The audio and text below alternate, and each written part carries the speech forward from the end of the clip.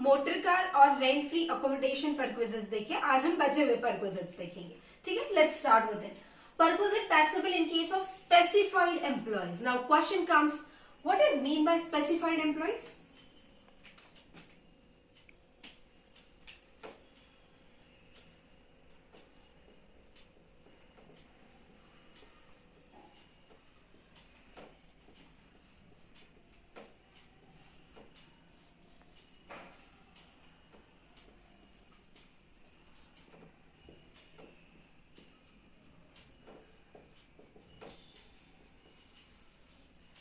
Now specified employees means director or a person who is holding more than 20% shares in the company or employee whose salary is more than 50,000. Okay? So ये case में, ये specified employees के case में कौन से perquisite taxable होंगे?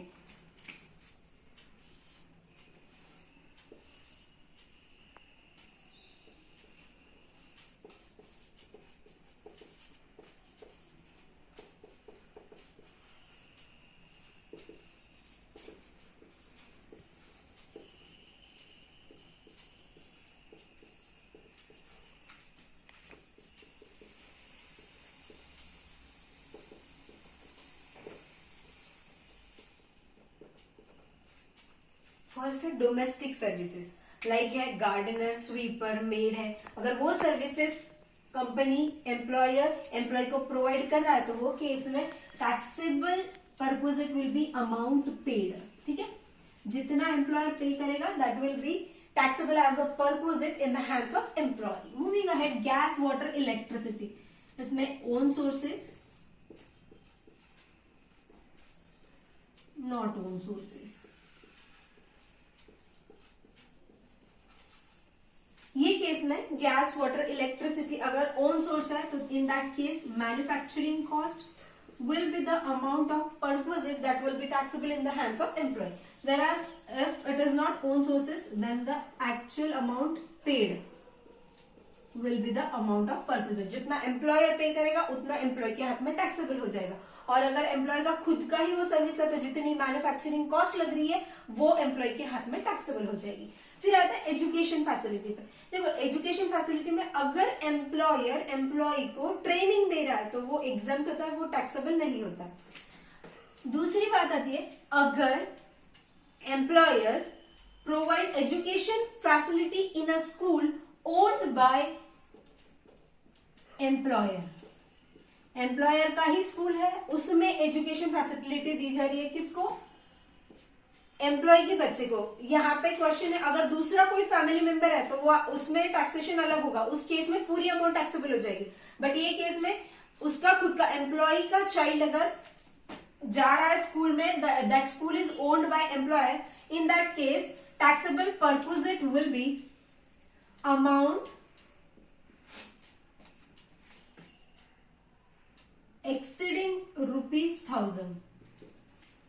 देखो हम लोग क्या करेंगे, वो केस में स्कूल एम्प्लॉयर का है, ठीक है, और वो एम्प्लॉयर के स्कूल में एम्प्लॉय का चाइल्ड जा रहा है, तो वो केस में हम देखेंगे कि जो आजू बाजू में जो लोकेलिटी में जो सेम स्कूल है, सिमिलर इंस्टीट्यूशन है, वहां पे कितनी फी ली जाती है उसको हम लोग कंपेयर करेंगे ये स्कूल के साथ। और अगर वो वैल्यू 1000 से ज्यादा है तो वो केस में जो 1000 से ज्यादा वाला अमाउंट रहेगा दैट विल बी टैक्सेबल, मतलब up to 1000 will be exempt. Suppose similar institution में 1200 फीस है वो कोर्स के लिए, तो वो केस में 1000 तक एग्जेम्प्ट हो जाएगा और बचा हुआ 200 will be taxable. That means amount exceeding 1000 will be taxable perquisite. Okay, ये केस में देखो अगर आप याद करोगे एजुकेशन अलाउंस वहां पे मैक्सिमम 2 चिल्ड्रन का लिमिटेशन था, राइट? यहाँ पे ऐसा कोई लिमिटेशन नहीं है, नंबर ऑफ चिल्ड्रन का कोई लिमिटेशन नहीं। और अभी अगर दूसरा केस है, नॉट ओन्ड बाय एम्प्लॉयर, वो केस में मतलब एम्प्लॉयर का स्कूल नहीं, कहीं बाहर स्कूल पे जा रहा है एम्प्लॉय का चाइल्ड और वो अमाउंट एम्प्लॉयर रीइंबर्स कर रहा है, तो वो केस में जितना अमाउंट एम्प्लॉयर रीइंबर्स करेगा that will be taxable perquisite. ठीक है, समझ गया यहां तक? ठीक है। ये हो गया स्पेसिफाइड एम्प्लॉयज के केस में, ठीक है। अभी नेक्स्ट देखते हैं।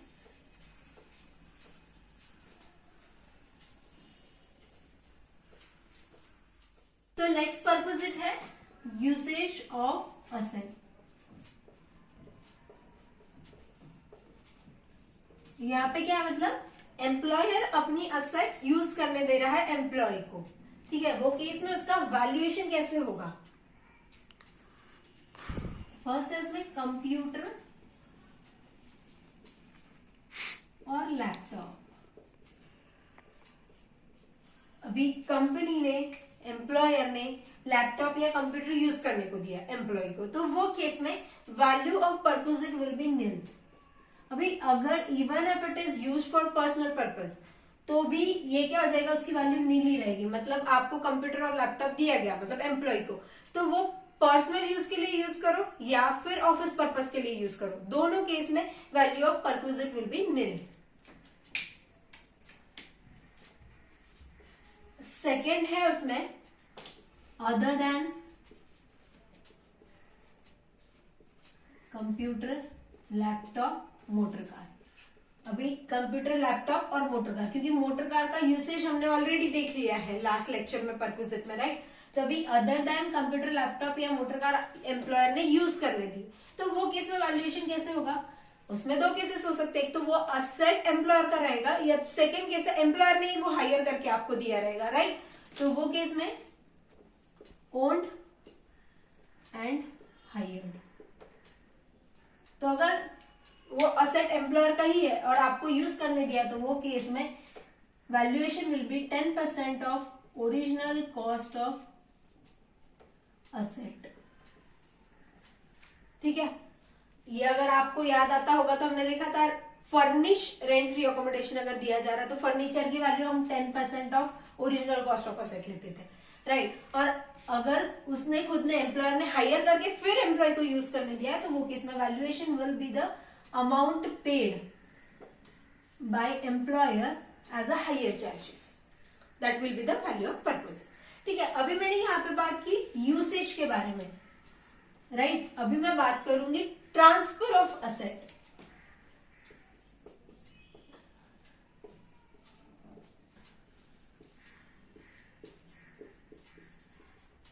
ट्रांसफर ऑफ असेट मतलब पहले ये केस में ऐसा था, एम्प्लॉयर ने यूज करने दिए, बाद में आपको रिटर्न कर देनी है। यहाँ पे ट्रांसफर मतलब डायरेक्टली ओनरशिप एम्प्लॉयर आपको पास कर रहा है, तो वो केस में उसका वैल्यूएशन कैसे होगा? तो ये केस में 3 केसेस है, देखो।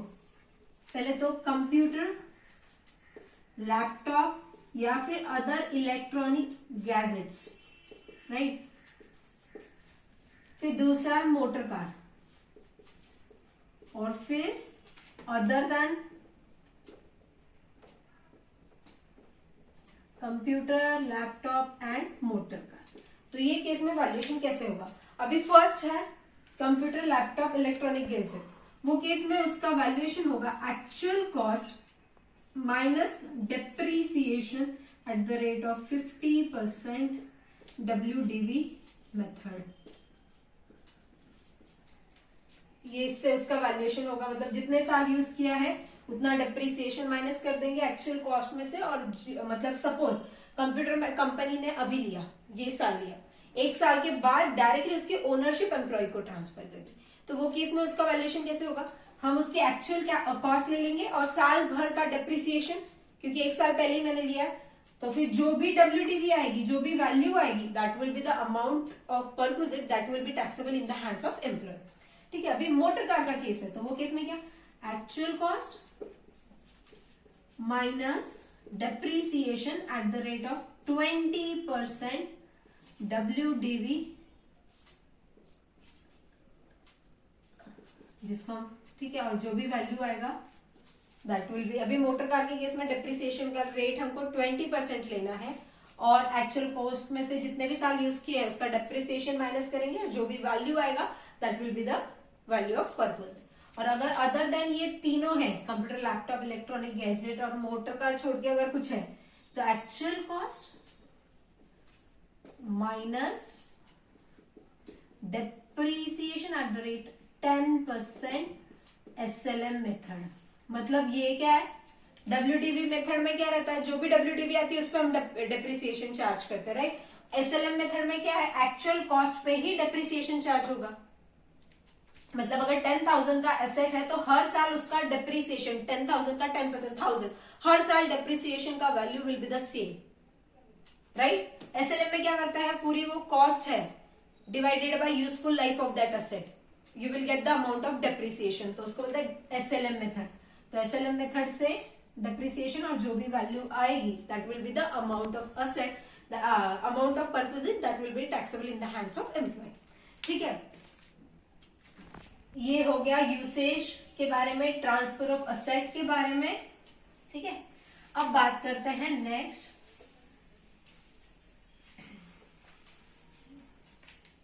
मेडिकल फैसिलिटी के बारे में।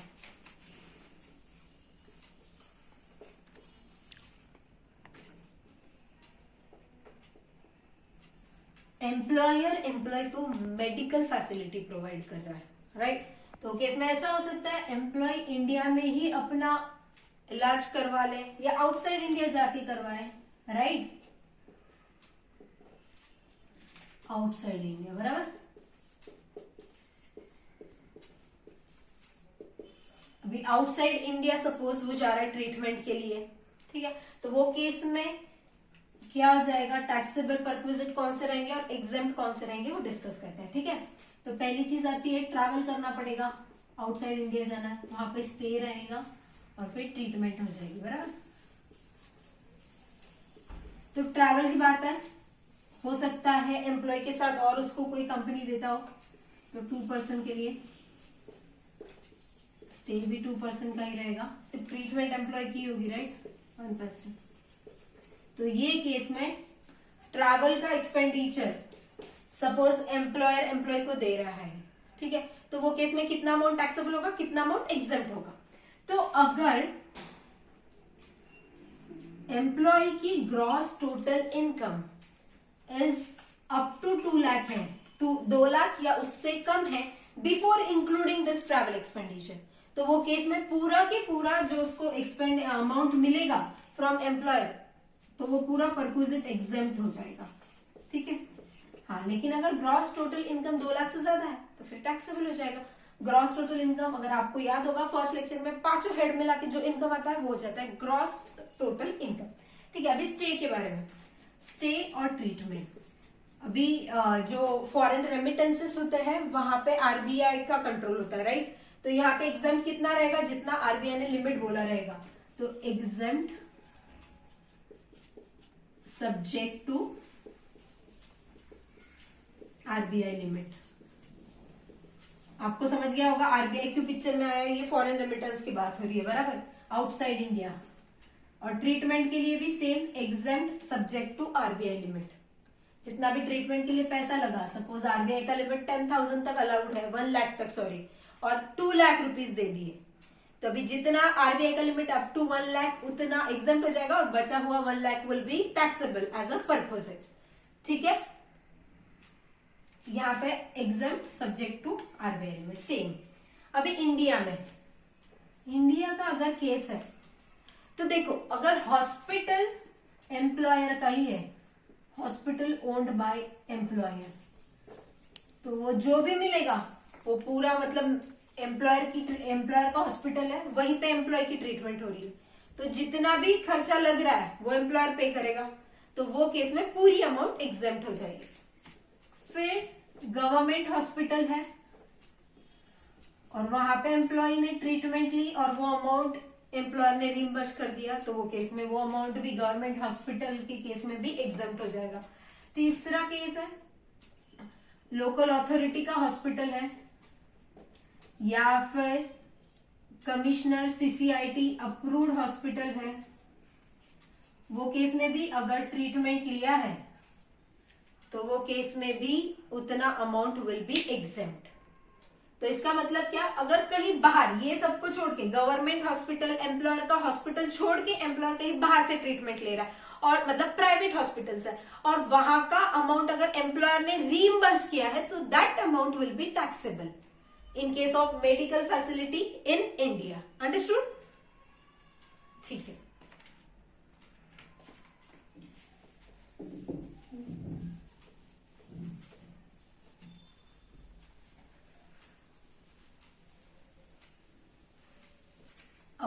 करते हैं जो अदर परक्विजिट बच गए अपने, वो खत्म कर देते हैं। Other perquisites,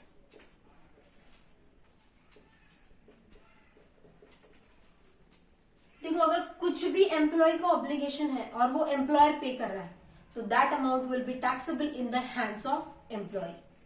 obligation of employee paid by employer, तो जितना अमाउंट पे किया है एम्प्लॉयर ने that will be taxable as a perquisite in the hands of employee. फिर है club expenditure, credit card expenditure. ये एम्प्लॉय के बिहाफ में अगर एम्प्लॉयर ने किए तो वो केस में वो अमाउंट क्या हो जाएगी, टैक्सेबल हो जाएगी। Amount paid by employer will be taxable, right. फिर आता है मिल। बहुत सारे आपने सुना होगा, बहुत सारी कंपनीज में मिल प्रोवाइड किया जाता है, राइट। तो वो मिल की कॉस्ट अगर अप टू ₹50 है, मतलब अप टू ₹50 है पर मिल, तो उतना एग्जेम्प्ट है। अगर उससे ज्यादा है तो वो टैक्सेबल हो जाएगा। वेराज यहाँ पे मैं मिल की बात कर रही हूँ। हाँ, अगर रिफ्रेशमेंट एक्सपेंडिचर है, जैसे अंदर टी आता है, ब्रेकफास्ट आता है, बेवरेजेस होते हैं जो, वो एग्जेम्प्ट है, ठीक है। सिर्फ मिल है, मिल के लिए लिमिट है अप टू ₹50 पर मिल, एग्जेम्प्ट है, ठीक है। फिर इंटरेस्ट फ्री लोन की बात करते हैं, या फिर कंसेशनल रेट पे लोन दिया है।